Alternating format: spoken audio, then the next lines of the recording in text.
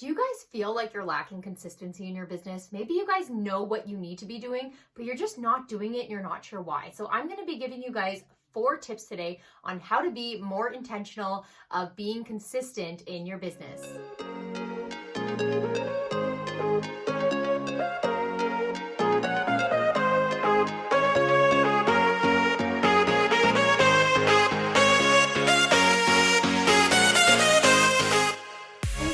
Welcome to episode 18 of Spilling the Tea. My name is Tisha Doriana, and I help passionate and driven network marketers better connect with their audience through social media, all within a loose leaf tea and wellness company. I post a brand new video each and every Wednesday, so make sure you guys tune in. If you're not already, I would absolutely love if you guys considered subscribing and giving this video a thumbs up. So let's dive right in. How to be more consistent in your network marketing business and be intentional about it. Number 1 is remembering what your why is. Your why is the purpose that fuels your passion in your business. And if you think your why is important, then your consistency in your business should also be important. Sometimes your business is not always consistent. With network marketing especially, you will have your good days, your bad days, you will have your steady months, your slower months, and it could be a bit of a roller coaster sometimes. But the one thing that will always stay consistent is your why. The reason why you're doing this, what is fueling you to continue doing this. So I want you guys to always think back on your why, because if your why is important to you, whether that's your kids, for your own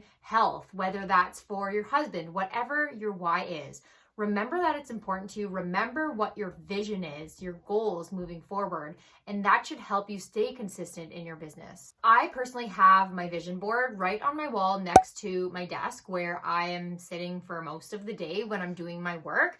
And anytime that I'm just feeling like I'm struggling or forgetting what I'm supposed to be posting about, I always reflect on my vision board, because that is all about my why and why I'm doing this, and it just reminds me to keep going. Number 2 is to not set the bar too high for yourself. Sometimes when you go into this, you have such huge goals for yourself and you start trying to do everything at once that the to-do list starts to add up and it gets so big that you don't even know where to start. The important thing to remember is that if you have never done it before, whether that is booking a party or making a sale or sponsoring a new person on your team, if you've never done that before, then you need to start small. You need to give yourself bite-sized, manageable tasks. So if you try and set a huge goal in the first month, just remember, if you've never done it before, don't say, I'm gonna book 10 parties this month. Start small and say, I'm gonna book 2 parties this month. And you know what? Absolutely crush your goal.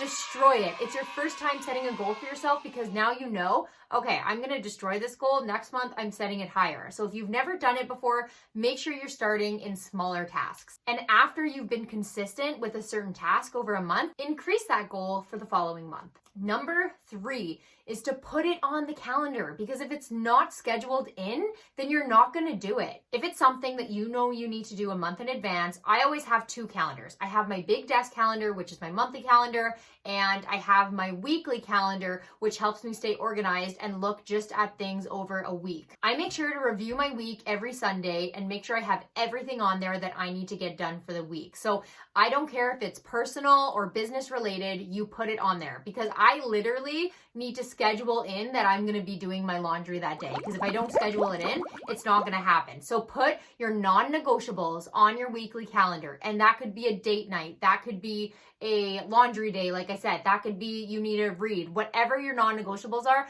Put it on your calendar so that you get it done. And then the things that you need to do, whether that's daily or weekly, stick it on that weekly calendar too. And what I like to do is when I get things accomplished is highlight them so that I know they're done. And I don't flip that weekly page until everything on there is highlighted. That's how I make sure that I accomplish all my tasks for the week. If you don't put it on a calendar, you're not going to do it. Plain and simple. And number 4 is to work with the end in mind. What do you want to get out of a certain situation? What is your big goal? I did say you need to take bite-sized, manageable tasks, but that doesn't mean you can't dream big. You can see what the big goal is, but once you see the big goal, you now have to break down the action steps that you're going to take to get there. So if your big goal, say, was to make a 6-figure income and you have that as your big goal, guys, we're not doing this in a few days. We need to break it down. So what do we have to do to make a 6-figure income?